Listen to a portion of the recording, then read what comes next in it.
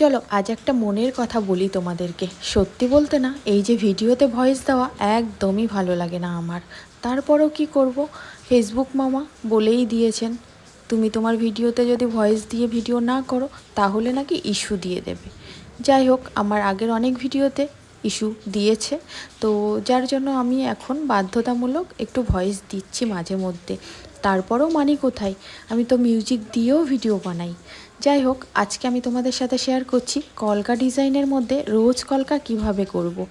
তো দেখো, ফার্স্টে একটা প্যাঁচানো সি টাইপের মিডিলে করে নিতে হবে। তারপর তার সাইড দিয়ে 5টা পাপড়ি টাইপের করতে হবে। তো এই পাপড়ি টাইপের করতে গেলে 5টা বা 7টা করতে হয়। তারপর আমি সাইড দিয়ে পাতা আঁকতে হবে। তো এই পাতাও ঠিক 3টে, 5টা বা 7টা করলে দেখতে সুন্দর লাগে রোজটা। তো রোজ তো অনেক টাইপেরই হয়, কিন্তু কলকা ডিজাইনে এই টাইপের রোজটাই ম্যাক্সিমাম ক্ষেত্রে ক্রিয়েট করা হয়। তো আজকের এই টিউটোরিয়ালটা কেমন লাগলো তোমাদের অবশ্যই কমেন্টসে জানিও। আর নেক্সট টাইম যদি আমার কলকা ডিজাইন দেখতে চাইছো তো কমেন্টস করো, আমি অন্য কোনো টিউটোরিয়াল নিয়ে শেয়ার করব তোমাদের সাথে।